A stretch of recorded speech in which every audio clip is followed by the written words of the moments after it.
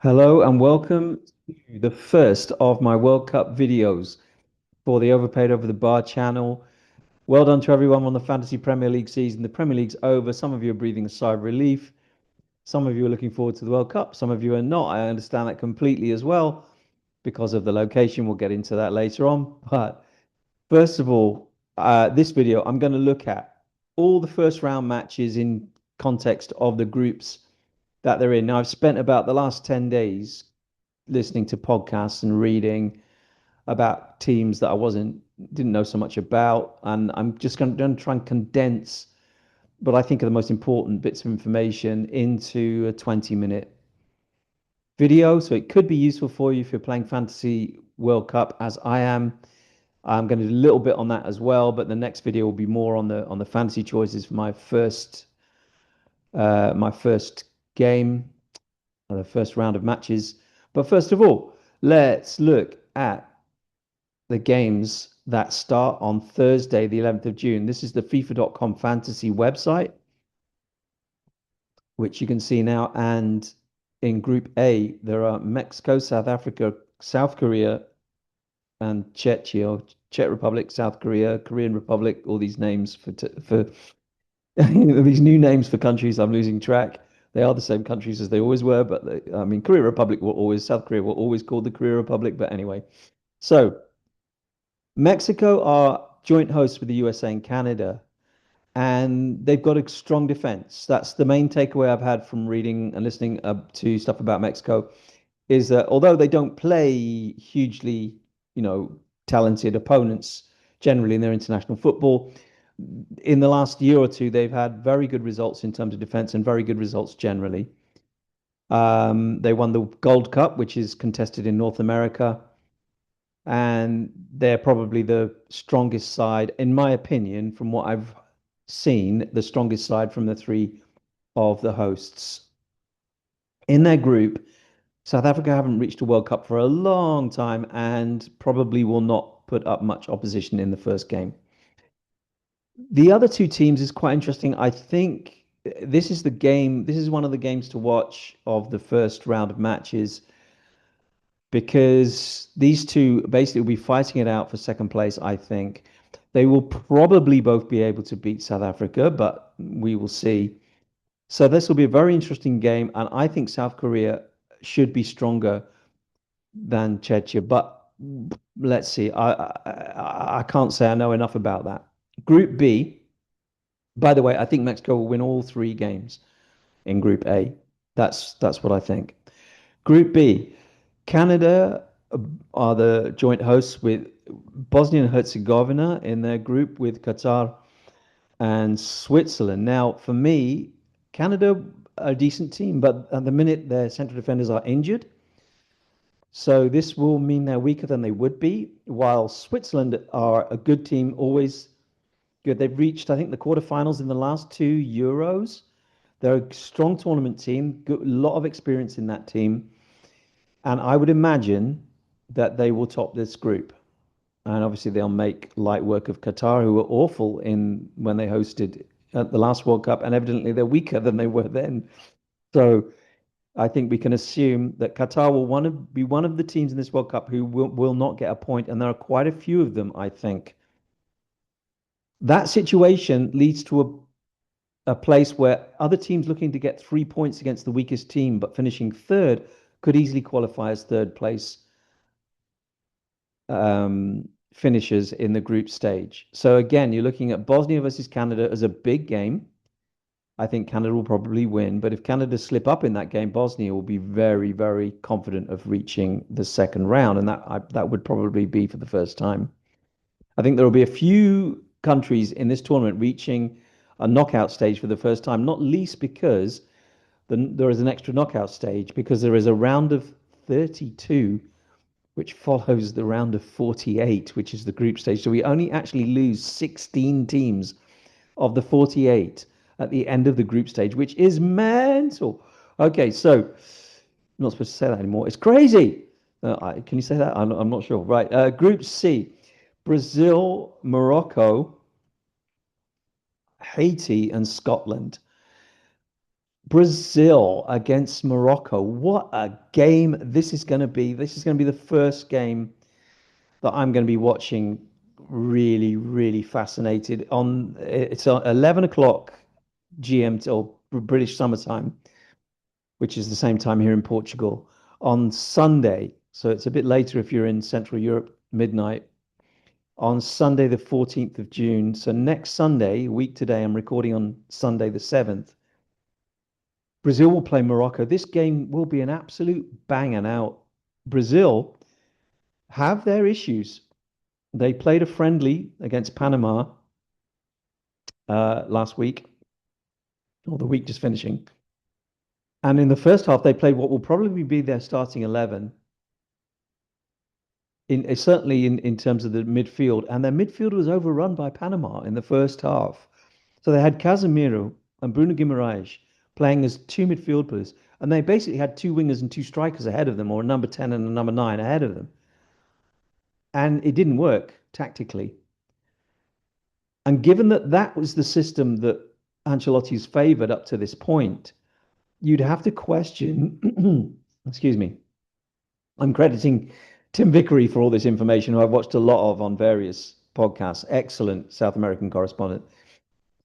You'd have to question whether Morocco wouldn't put up a very good game against Brazil. I could honestly see this finishing as a draw. I could even see Morocco winning. Brazil are hugely talented going forward, but they need to get the game by the scruff of the neck, and that will be hard for them. I just think Morocco might win this. I don't know. Obviously, Brazil will qualify for the knockout stages. They'll beat Scotland and Haiti, and it won't be a disaster if Morocco win it. But I do think there's a chance Morocco win this game. Okay, Scotland should beat Haiti. Haiti, one of the lowest ranked teams in the tournament. I don't think this current version of Scotland will be like previous ones where they freeze and can't deliver against a weaker team. I think they'll be fine. And that could lead to Scotland finishing third in the group with 3 or 4 points, probably 3, and they may have a chance of reaching the knockout stage of a major tournament, not just the World Cup, of any major tournament for the first time in their history. So Scottish fans should be pretty excited, I think, going into this. Okay, Group D, USA, Paraguay, Australia, and Turkey. I'm not going to call them Turkey. I don't know why you're supposed to call them Turkey.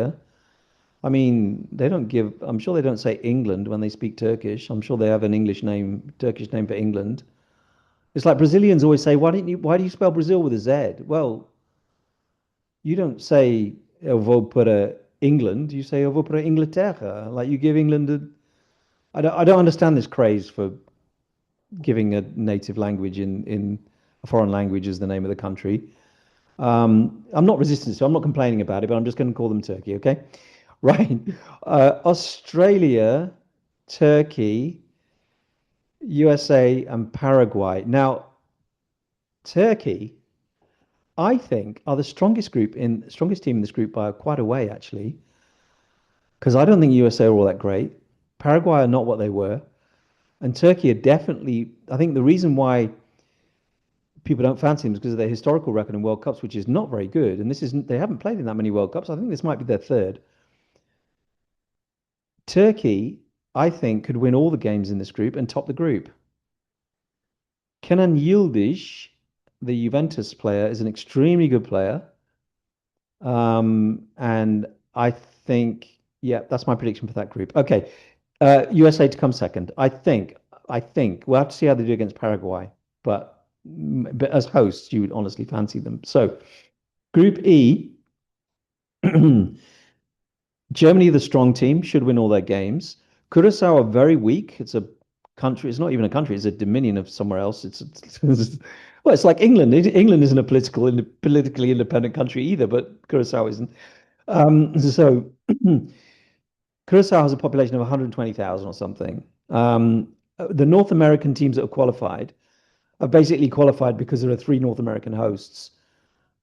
So under normal circumstances, they wouldn't have qualified.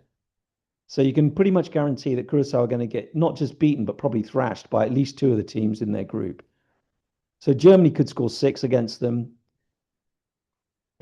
Excuse me, Ecuador could do the same or similar, and maybe Cote d'Ivoire, which leaves this game of Côte d'Ivoire or the Ivory Coast against Ecuador as an absolute possible banger because both these teams will be thinking we need to win this to finish second in the group behind Germany if we can't beat Germany. So this is a cracking game to watch. It's on at midnight my time on Monday the 15th. I'll watch that for sure. I won't stay up for Sweden Tunisia later in the night. But yeah, Germany to win the group, and I fancy Ecuador to finish second. Ecuador have a very good team, a lot of very good players in the Ecuador team, and yeah, I would. I mean, they've got uh, Enner Valencia still up front, but there's plenty of other talent in that team. The names are escaping me as we talk, but we can look at them on another video. Okay, possibly stronger than Colombia, Ecuador, by the way. But anyway, Group F.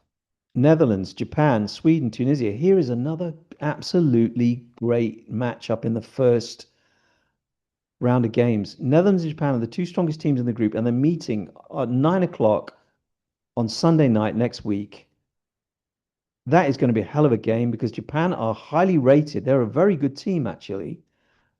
And they're playing a Netherlands team that, well, has its issues, but it's still, I mean, defensively, they've got Van de Ven, they've got Van Dijk, yeah, and they've got what's his name, Dumfries.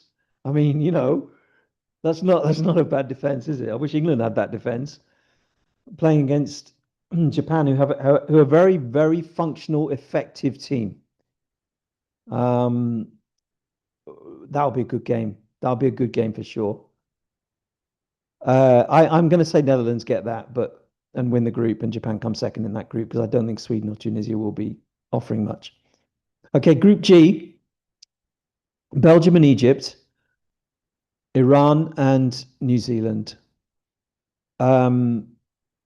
I mean, Belgium must have been very happy with this draw because they're not as strong as they were. However, Egypt are the strongest opponents in the group and they play them first. So again, that'll be a very good game on Monday. There's a lot of games on Sunday and Monday I'm really looking forward to. Yeah, Belgium against Egypt. You fancy Belgium? I think they're still very good. They've still got a lot of. I mean, De Bruyne and Lukaku are obviously not what they were. Um, but generally speaking, I think they'll be too good for Egypt. But we'll see. Egypt play very very defensive football. They play on the counter attack, relying on Mo Salah a lot to score from the occasional break. But in the AFCON, they usually just defend. So you'd imagine they do the same in this game. This may not be a great game to watch, but there's a lot resting on it. Okay.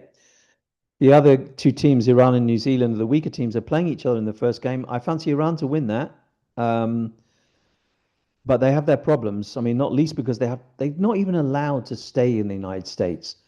So they're staying in Mexico and have to fly in for this game, which is in the USA, and then fly out again at the end of the game. I mean, these are the people that talk about human rights. Oh, we gave the world democracy and human rights. They can shut the hell up about all that stuff. Really. Excuse me, I'm sorry. Politics is gonna enter into this World Cup. There's no way it doesn't, with the USA's current immigration policies. And there may well be problems not just for Iranians in terms of entering the USA. If we're talking about fans, especially, there may be all kinds of issues to do with immigration at this World Cup. So, Iran, New Zealand would again. That'll be a good game. I'm not. I'm certainly not staying up till 2 o'clock in the morning to watch it, but that should be a good fight, right? I mean, that should be a good one to watch. I think I would love Iran to win that. I have to say. Right. Saudi Arabia. This is Group H now. Where are we? Group H. Spain are the favorites. They'll win all their games. There's not even a slight argument here. Uruguay, the only team that would come close, and Uruguay have their issues. I'll get into those in a moment. Cabo Verde, as it's pronounced in Portugal, they are probably the weakest team in the group. They're not as bad as people think. I saw some of their qualifiers, and they got some decent players. Saudi Arabia will probably beat Cabo Verde when they play them, but their first game is against Uruguay. Uruguay and Spain will win these games. Spain could score a bucket load against Cabo Verde.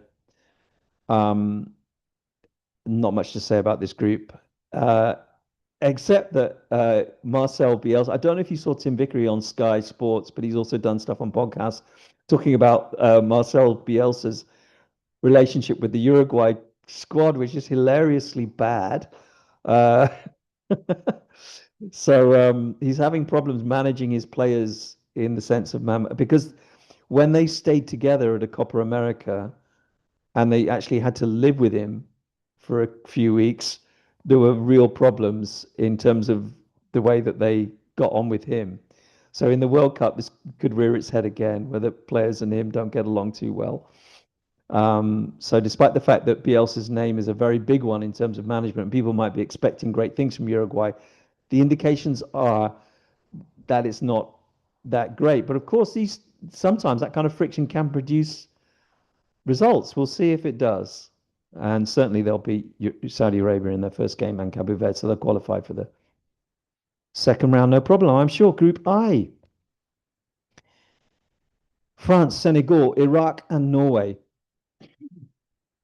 Um, France, too good for Senegal, I'm sure. Iraq and Norway. Now, the question is, are Norway that good? Um, they got plenty of talent in that team, Ødegaard and Haaland, other players as well, not just them. Senegal, however, are one of the strong, possibly the strongest African team going into this. That's what I'm hearing from uh, experts on African football. They're saying that Senegal are the strongest African nation in this World Cup. Now, I think Senegal might beat Norway, not least because of the conditions in the United States, the weather, I mean the climate. I think Senegal might have a chance of coming second in this group. I certainly think they can pick up 4 points. So I think they might go through here. I think France will beat them. However, France, by the way, I don't think France were as good as my clear favourites for this World Cup are Spain because of the way that the team will function as a whole. And I don't think France's team will function as a whole as well as Spain's. They don't have the best central midfield. If you look at their central midfield, it doesn't have outstanding talent. All their talent is in the forward line. You know, the massive names they have going forward, like Olise and obviously Mbappe, Dembele. It's the central midfield. So where you see countries like Portugal, Spain have these very controlling midfield players, I think countries like those could beat France because of the way that they can control a game and France can't. That's just my initial look. I'll certainly reassess after watching them against Senegal. But they'll walk this group. I think they'll get 9 points. J, Argentina, Algeria, Austria, and Jordan. Again, Argentina clear favourites. Austria and Algeria will be definitely trying to finish second, and that when they play each other, that will be exciting. I would imagine Austria will be too good for Algeria, but solid. Algeria always solid. Group K, Portugal, DRC, Uzbekistan, and Colombia. Colombia will fancy their chances to finish second. Portugal will probably win all their games. They've got a. I think the thing with Portugal is they still have Ronaldo up front, and although, you know, he definitely is a problem in terms of when they don't have the ball. If he plays to position and agrees to be substituted at certain moments, I think he won't be as much of a problem as he has been. And at his age, he might do that because there. If you look at the rest of the team, especially the PSG players, like Vitinha, Nuno Mendes, João Neves. You look at these players, they've improved so much in the last 2 years since the Euros that I really think Portugal could be a really big team in this tournament. There's not really a weak link in that team if you look at it. So I'm saying Portugal win all these games and they're an outsider to win the whole thing, and I'm not joking.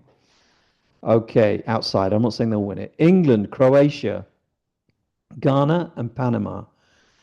England is a really interesting one. The selections he's made to leave out certain players like Cole Palmer, like Phil Foden, it says a lot to me because the problems in the last World Cup were to do with the fluidity going forward. Not the last World Cup, the last Euros. So we reached the final of the last Euros, but we didn't play well. We won a lot of games without playing well. And the problems were that Foden, Bellingham, and Palmer could not really play together well. Palmer often came on as a sub, but there wasn't really, teamwork there. Now, Harry Kane loves to drop, okay? And what I think Tuchel has done is he's picked players that will run behind. So he's picked Rashford. He's obviously got Saka there. Um, I honestly think there's a high chance he's going to play um, Rodgers instead of Bellingham because of the way that Rodgers is without the ball, and he can slot into a midfield three defensively with Rice. Sorry, my brain's gone. Rice and Anderson very well when we need to defend. And I don't think Bellingham offers you that much defensive cover. And Rodgers is an extremely intelligent player in terms of movement and off the ball work. And he's very tidy with both feet, very balanced player. So I think he's going to have Rodgers doing a job in that midfield, Morgan Rodgers, doing a job which Bellingham wouldn't be able to do. I may be wrong. He may think it's just too costly to leave out Bellingham. If we don't get results, he'll get slaughtered.